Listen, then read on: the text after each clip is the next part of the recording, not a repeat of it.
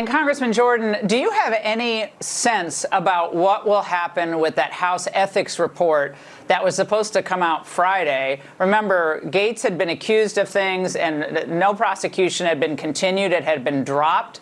But Dick Durbin's trying to get his hands on that report, obviously, to leak it out to hurt President Trump. What is your sense on that?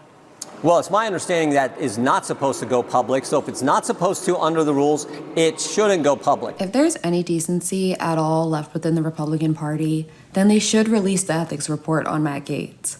Now, as a reminder, Donald Trump appointed Matt Gaetz to be his attorney general, which is very convenient considering that the House was investigating Matt Gaetz for close to 2 years for reports of his behavior and were just set to release that report this week.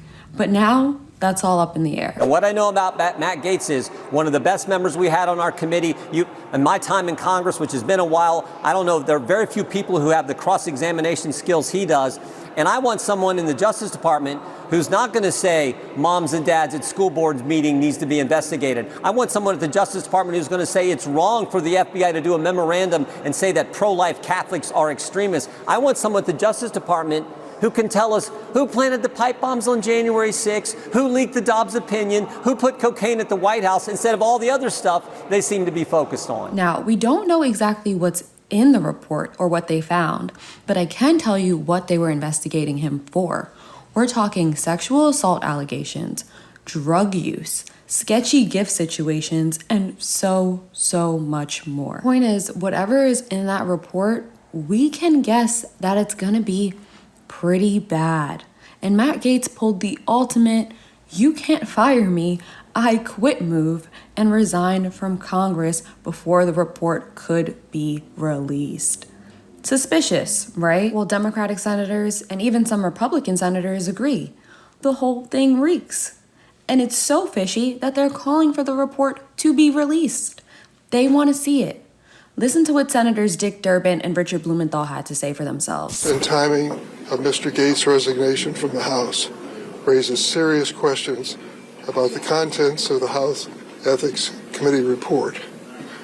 We cannot allow this valuable information from a bipartisan investigation to be hidden from the American people. I am going to demand release of the Ethics Committee report, all of its findings and recommendations. The senators want the report to be made public, and rightfully so. It's literally within their duties in the Constitution to vet the potential nominees who will be in the cabinet. You know what, let's read it. Constitution, Article 2, Section 2.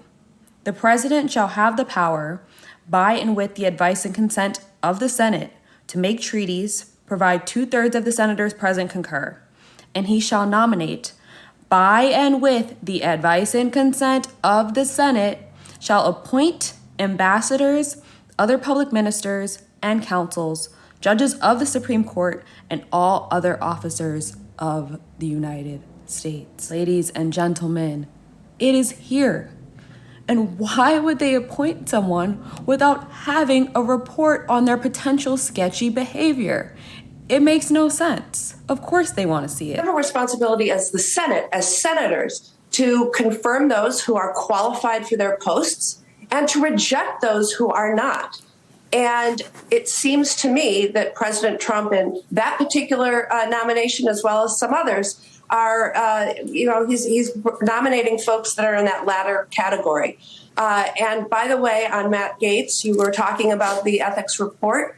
I think it would be absolutely essential in investigating his background and his qualifications to have access to that full report from the House. And Speaker of the House Mike Johnson, who now appears to be Donald Trump's new BFF, doesn't want the report released. He's acting as if Matt Gaetz resigning suddenly makes the report non-existent. But that's not true.